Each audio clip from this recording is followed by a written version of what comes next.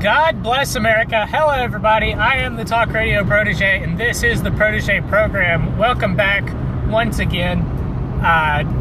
In the news today, it seems all that anybody wants to talk about since, really since last week has been the Russia investigation. Last week we had the DNC ties surface in regards to Fusion GPS, and this week it's all about the indictments brought by Mueller's team. And from the Drudge Report website today, the big bold headline letters are all about the economy. The top few stories that we have on here, nothing about Russia. As you can see, this was taken right before 2 o'clock. I know that the text on the small letters is a little bit fuzzy, and I apologize for that. But, this is the Drudge Report website. And this is why I trust a Drudge Report more than I trust CNN. Where is the economy headlines on CNN's website?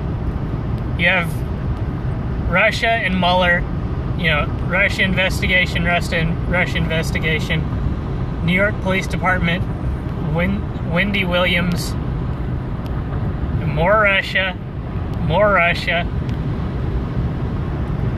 and then, random stories, nothing about the economy.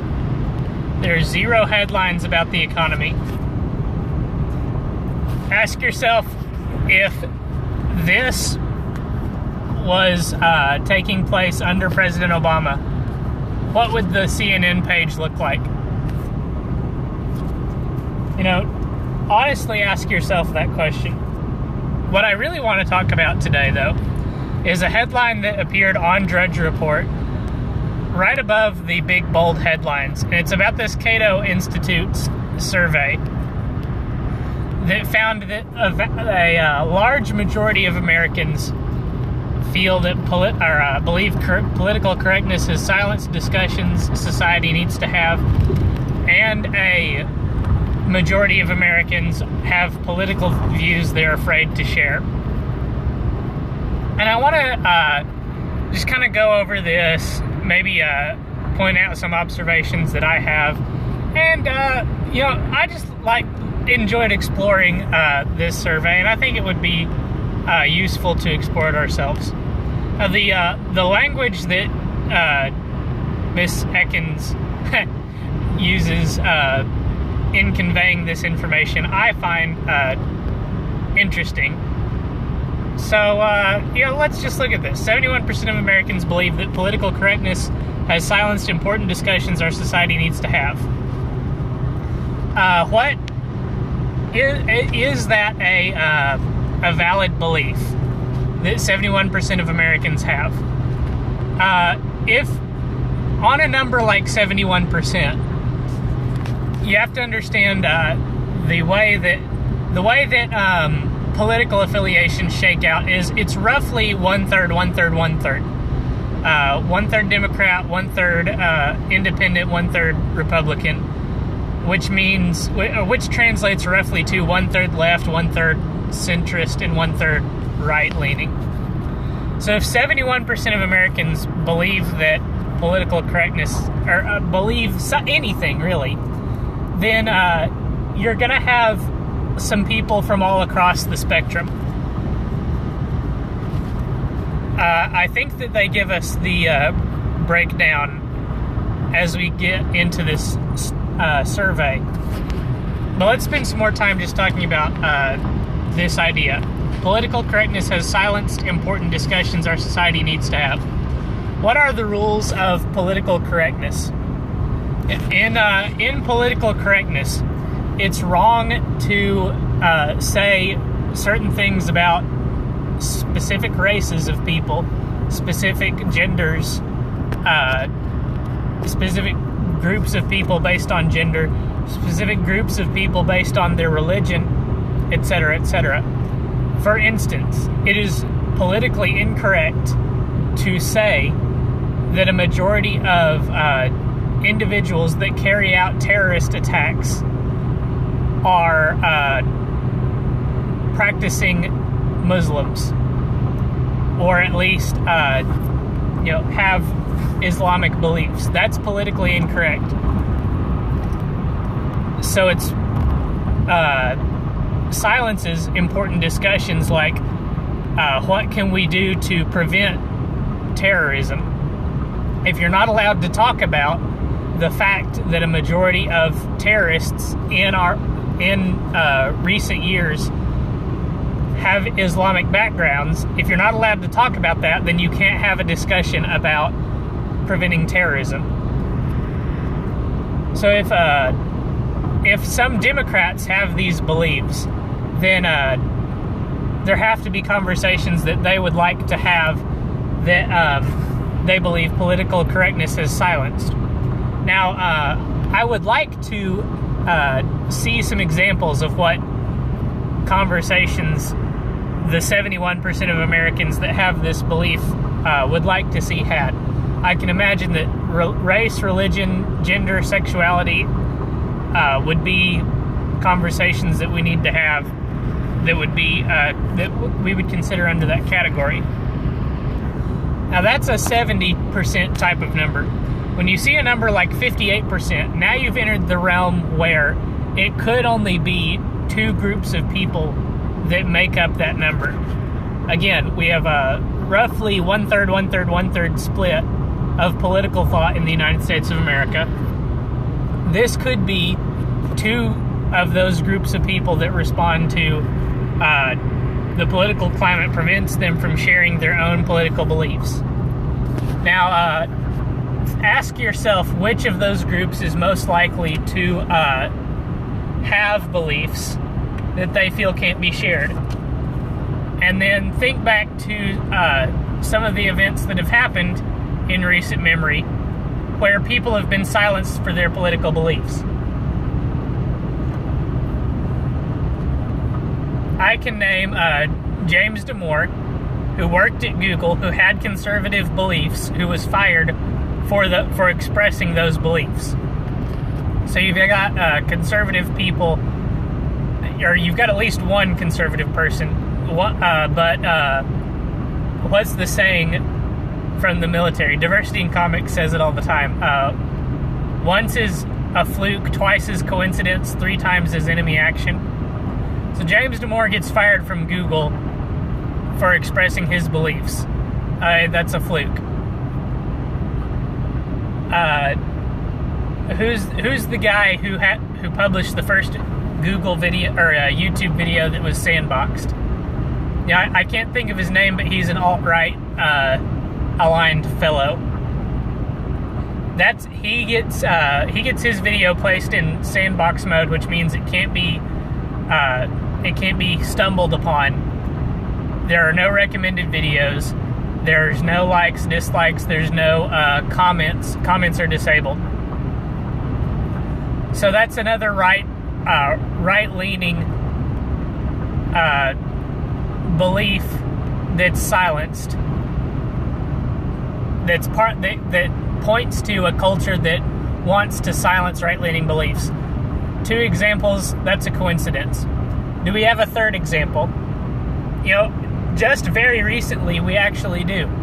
Paul Joseph Watson published a video that I don't even remember if I got to watch before it got sandboxed, talking about Islamic terrorism. Or I suppose I should say, it would be politically correct of me to say, terrorists who just so happened to have Islamic beliefs. Paul Joseph Watson publishes a video with right-wing, right-leaning politics that gets silenced. So we have three indicators that right-wing, right-leaning beliefs, or that there is a political climate that seeks to silence right-wing politics. So you can see where maybe half of this 58% figure is coming from. Certainly, it's going to be Republicans and conservatives that responded that they do believe the political climate prevents them from sharing their own beliefs. And any centrist that has a mixture of these beliefs, liberal and conservative, might answer in this same way. Now, that makes this next paragraph here interesting to me. That 58% of Americans believe the political climate prevents them from sharing their own personal beliefs. You know, that's more than, you're at more than just half there. You're at a statistical number that could contain two significant political groups of people. At the same time that that's happening, Democrats in a slim majority do not feel the need to self-censor, which you know, they don't give us a number that they don't give us a number that do feel the need to self-censor. So, you know, maybe you assume that it's half and half, which seems strange to me considering that 60% feel that the political climate prevents them from sharing their own beliefs, which is, you know, another word for self-censor. And then you have the breakdown here. 47% of Democrats apparently, ostensibly, feel the need to self-censor. 73% of Republicans, 58% of independents keep some political beliefs to themselves, which is ostensibly to self-censor. Now, if you're having a conversation with someone and you're just talking about, you know, whatever,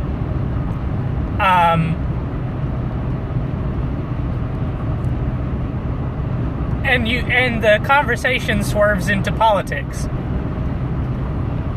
If you choose not to say something because you don't know how the person you're having a conversation with is going to react, that's self-censoring. You know, I work in a capacity where I'm serving basically customers, and when the customer talks about politics, you know, I'm not supposed to talk about politics because I'm not supposed to step on the customer's toes. That's self-censoring. You know, I don't do it because I'm afraid of the way they're going to react. I do it because I do it out of professional courtesy.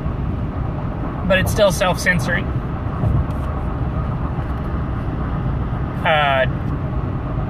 If this was a different political climate where a customer where I could be guaranteed that a customer that I had a political conversation with was not going to call my boss and complain about what I said to them, maybe there wouldn't be a climate where I had to self-censor. You know, maybe that would be a different scenario. And you know, I said to myself I didn't want to get bogged down in talking about this, and that's exactly what I'm doing. Now, this graph, I think, to me, says exactly where our political climate is right now. The intersection of these two lines, I believe, is where our current political climate is. And as you can see, it's very deep into the liberal side of things. We live in a very liberal political climate right now.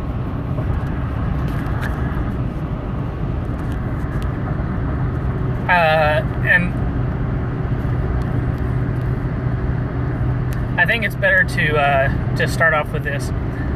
These numbers are somewhat interesting to me. The comparison, I think, is interesting, especially. We have. I wish I could put all these lines on the screen at once, but I can't. How many questions is this? 6? Yeah, 6 questions. Punch a Nazi, burning the American flag, using transgender people's preferred pronouns, kneeling during the national anthem, punish employees for offensive Facebook posts, and building mosques. These three of these questions Republicans agree to. Three of these questions Democrats agree to. Democrats agree to, in a majority, not statistically significant, punch a Nazi, transgender preferred pronouns, and offensive Facebook posts. These are all things that speak to offensive beliefs, offensive language, offensive statements. Whereas the conservative or Republican support of, I guess you could, ostensibly restrictions on free speech, burning the American flag, kneeling during the national anthem, and mosques. The theme being things that are antithetical to the American way of life. How can you be supportive of Americanism, the American way of life, patriotism, if you're a person that burns the American flag? If you're a person that refuses to stand for the national anthem? If you're supportive of Sharia law in particular, Islam in general, Sharia law in particular. Sharia law especially, very antithetical to Americanism, the American way of life, the American legal system. Burning the American flag, very antithetical to Americanism. Kneeling during the national anthem, very unpatriotic. This speaks to the difference in mindset between Republicans and Democrats right now in American politics. Republicans very big on, if you're going to live in America, if you're going to be an American citizen, if you want to reap the benefits of the American way of life, you need to be supportive of Americanism. That being respect for the flag, respect for the anthem, respect for the Constitution. Ergo, not Sharia law. Whereas on the Democrat side, it's much more about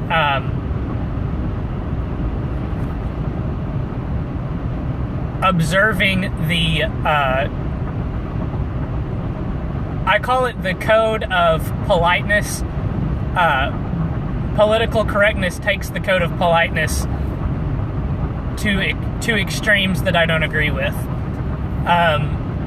The Democrat mindset in regards to free speech is we ought to legally restrict free speech to conform to their version of the code of politeness. And to this end, Americans can't agree what speech is hateful, offensive, or political opinion. And we have these 5 questions. Liberals say it is hate speech to say transgender people have a mental disorder. Conservatives believe it's hate speech to say that police are racist. Liberals hateful to say illegal immigrants should be deported. Liberals say it's hateful to say women shouldn't fight in combat, military combat. Liberals say it's hateful to say homosexuality is a sin. And these questions go to individuality. And it's kind of interesting that you have these questions where these questions that are kind of about individuality, but really not so much. Liberals say it's hateful to say transgender people have a mental disorder. Well, if they suffer from gender dysphoria is a mental disorder. If they're transgenders, then they don't have a mental disorder. But they're also not,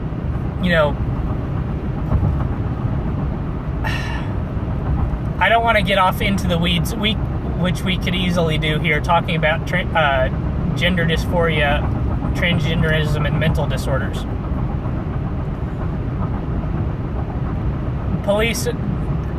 Conservatives believe it's hate speech to say the police are racist. And you'll also notice it's a very small number of conservatives that believe it's hate speech. The liberal questions are big majorities. The conservatives can't reach a majority on hate speech, even when it comes to standing by the police. On this illegal immigrants one, this especially grinds my gears. Liberals say it's hateful or offensive to say that the laws of the United States of America should be upheld. Again, this is another running counter to Americanism type thing.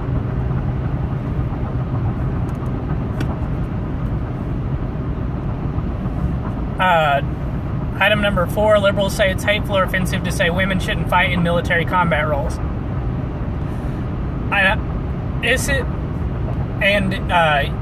You see a similar number there in the conservative agreeing between women in combat roles and homosexuality is a sin. These are traditional mindsets of thinking that we're beginning to abandon for a variety of reasons. Women fighting in combat roles is a traditional belief that we've held onto for a long time because of the understanding that women are biologically different from men, and where they differ from men physically, they're weaker, less agile, have less muscle mass on average, less bone density on average, and because of that, they're less suited to serve in military combat roles. That's offensive to say. Stating biological fact is offensive to say. That's not politically correct.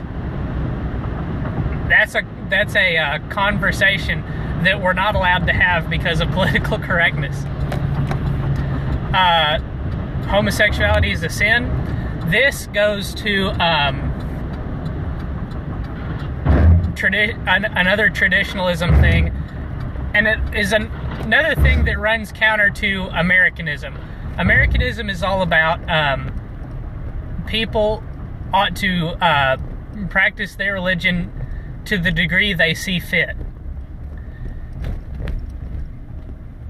If that means that a homosexual practices Christianity by going to a church that preaches homosexuality is not a sin, more power to them. Good, congratulations. You found a church that confirms your bias. Don't go to the church that teaches homosexuality is a sin if you find that offensive.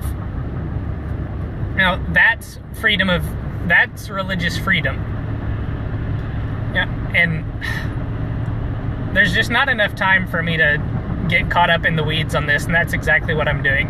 I'll try to move a little bit faster through the rest of these.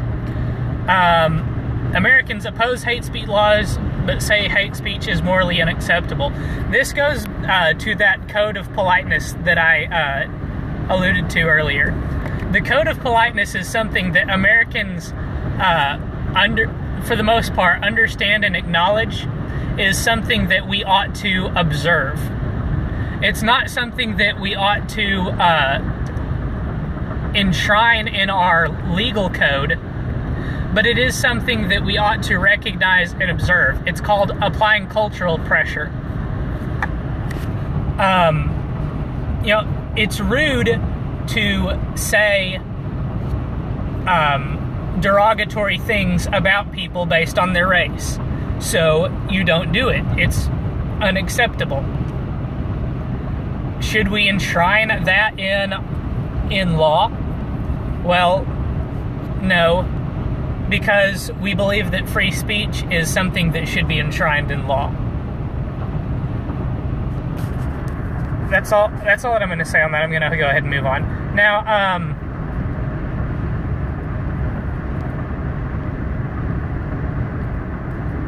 I think that this next segment here, Black, Hispanic, and white Americans disagree about how free speech operates.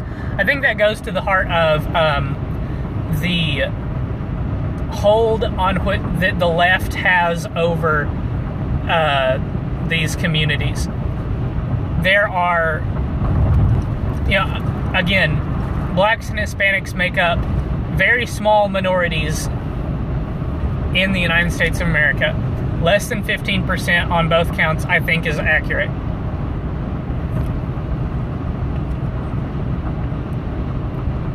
So compared to whites, who make up, I think it's more than 60%, it's very easy for one political mindset to dominate these communities. And that's why I think you see the numbers that we have here. Leftist thought dominating these relative to the majority, small minorities.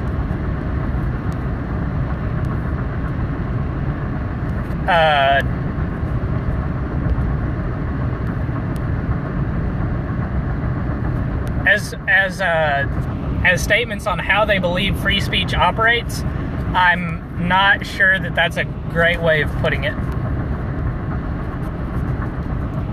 Colleges aren't doing enough to teach the value of free speech. The fact that a majority of Americans hold this view is a good indicator that the climate on college campuses might be heading towards change. Let's see, there was one graphic that I absolutely wanted to talk about. And I want to go ahead and skip to it.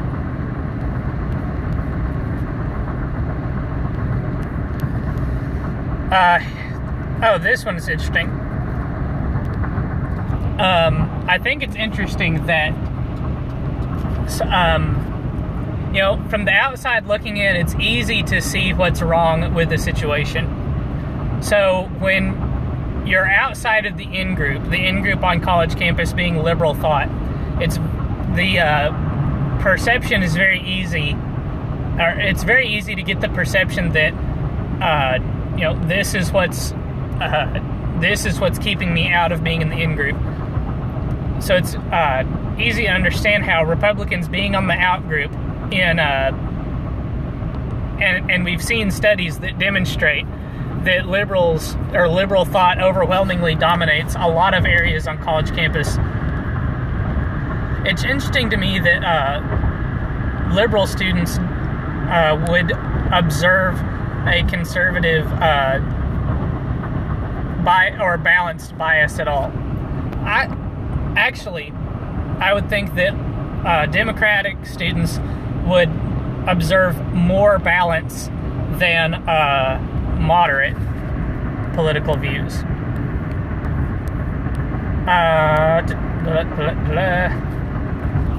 I just like that graphic.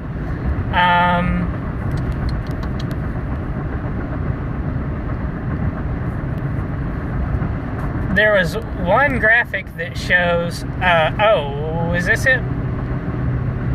That shows, I guess this is it, that Democrats and Republicans are mirror images of each other. The percentages on these, percent of Clinton voters that agree it's hard to be friends with people who voted for Donald Trump, 61% hard, 38% one hard. On the flip side, you have a mirror image, percent of Trump voters who agree it's hard to be friends with people who voted for Hillary Clinton, 64% not hard, 34% hard. This speaks to me that we talk ironically all the time about the tolerant left. They're the most intolerant people in the country. They have a hard time being friends with people who don't share their political ideology. Now, I encourage you to go explore this survey for yourself. There's a lot of information here. It's very easy to get bogged down in the weeds, which is why I think I'm almost out of time. Thank you so much for watching. Please leave a like and subscribe. I hope you enjoyed. Until next time, have a fantastic evening. I'll see you in the next one. Good night, and God bless.